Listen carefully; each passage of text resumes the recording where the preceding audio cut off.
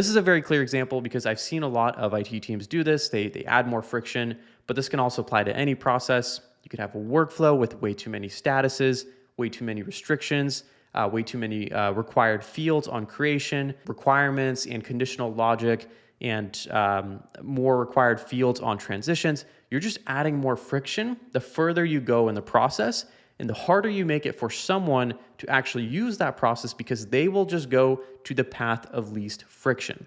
And they will use the process that has essentially the least amount of effort for that individual to get the result that they're looking for. And in the case of IT, we're adding too many required fields, too many request types, too much prerequisites, and then people just end up flowing to the bypass option. And they go to Slack because it's easier, they send an email because it's quicker, they walk up because they think they'll get a resolution faster, and they're bypassing the alternative, or they're using the alternative to bypass the primary way that you want them to submit a request. Now, there's really one of two ways we can fix this. Ideally, we use both, and I've seen a lot of companies use option one. I've seen very, very few companies use option two. Now, option one, we need to remove friction from the intended process. So let's say we strip back the amount of required fields. Let's say we get rid of too many options. Maybe we have only a couple left. And then we remove almost all of our prerequisites from our forms. Now, what you'll see here is that we can do our best to reduce the amount of friction on the intended process.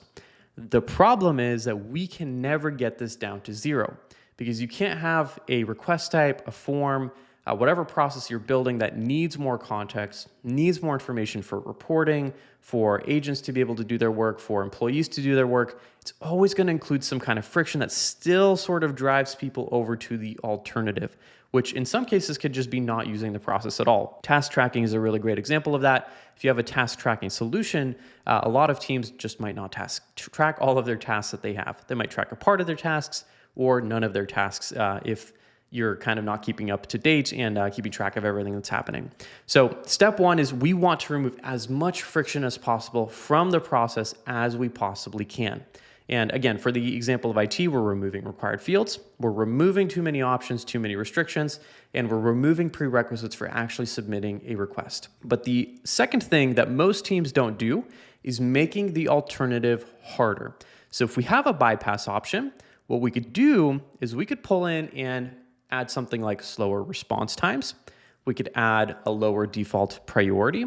We can add accountability. So for example, if you send a Slack message and it gets lost, you could say that anything that isn't inside of the Jira Service Management portal is not going to be accounted for. So if you do send a Slack DM, we forget about it. There's really not much we can do about it because there is no record of it in Jira. So what we do is we add more friction and we layer this on and we make the alternative harder. And now when we have a request type that flows into this funnel, it ideally gets guided into the intended process. And it's going to fall wherever the easiest path for it is. And if you're getting a walk-up and you say, hey, anybody who walks up or sends a Slack message or who doesn't use the portal, we're going to immediately dock your response time by 2 hours. 4 hours, maybe even a day. And your default priority is going to be low, and you're not going to have any accountability for tasks that are lost or not completed. I can almost guarantee you that a lot more people are going to start using the intended process because they want faster response times. They want faster resolutions. They want higher priority to actually have someone action on it quicker. And they want accountability. That way they know for a fact that their requests are actually being looked at and eventually being resolved. So that's really the trick here. And it really just boils down to two things. And you want to make following easier than bypassing in one of two ways. You make the intended process simpler, or number two, you make the alternative harder. Hey, real quick, if you feel like Jira is messy and slow, or you feel like you're constantly trying to fix and rebuild it, then I want to invite you to take our free Jira strategy assessment down below. In just a few really quick questions, we'll show you which stage your team is currently in and exactly what to fix first.